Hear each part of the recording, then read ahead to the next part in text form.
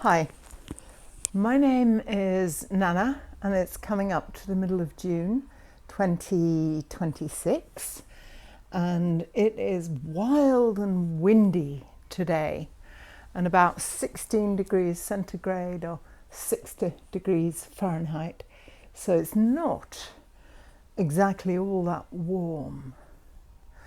And I don't know how this time is for you, but a number of people that I've been speaking with, we've all somehow experienced that it's a challenging time and a time with invitations to reconfigure on the inner in some ways, to transform and to let go of ways of being that are no longer congruent with where we are in our lives and what is required now.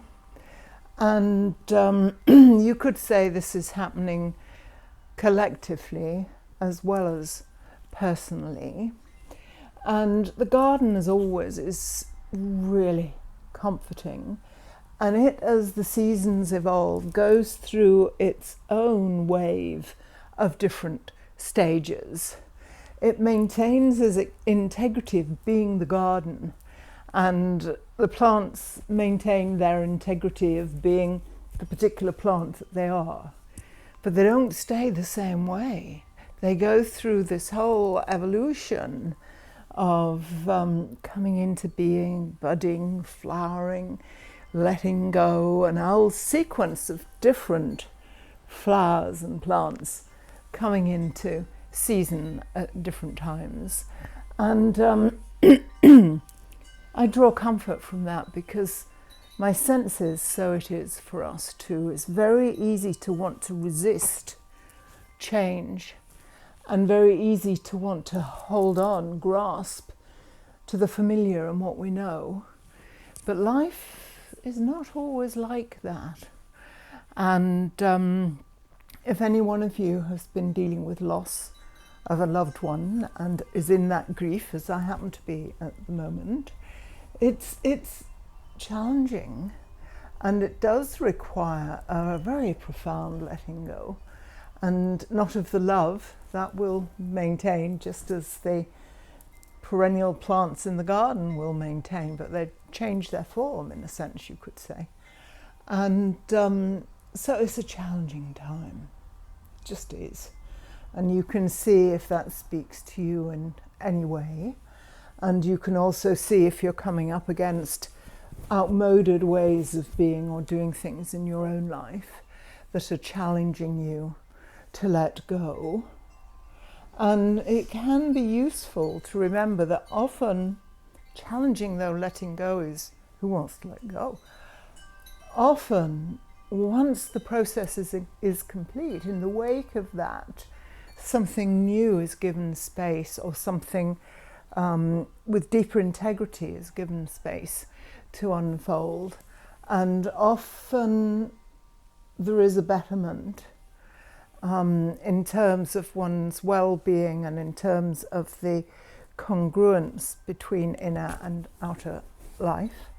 But that doesn't mean that it isn't challenging, and that doesn't mean that there isn't grief to go through.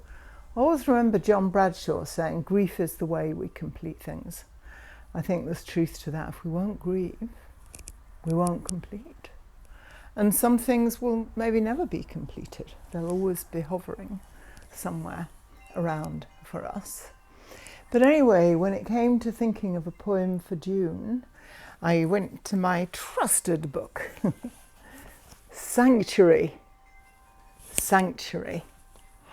Finding Solace and Illumination in the Garden. And the poem that jumped out at me for today is one that's called Aging Lilacs, because they are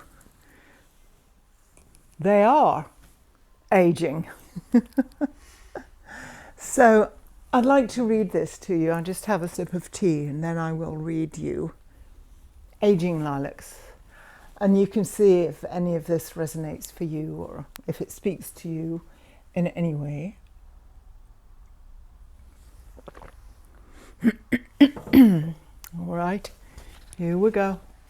Aging lilacs. Sitting on the sofa, the window thrown open to a day that's wild and windy and cool. The song of a fountain, the blackbird and the cuckoo enters the room, calling me to stop what I'm doing, calling me to stop what I'm doing. Soften, soften, and listen to the song of my heart. Meanwhile, the lilac blossoms are no longer fragrant and bright. They're no longer fragrant and bright. They withstood with resilience the recent pummeling of storms. They withstood with resilience the recent pummeling of storms. But they're weary now and are starting to brown as the irresistible cycle of life calls them, as it does me, to surrender to the wisdom of the mystery and let go modes of being. Let go of modes of being I no longer have the energy for.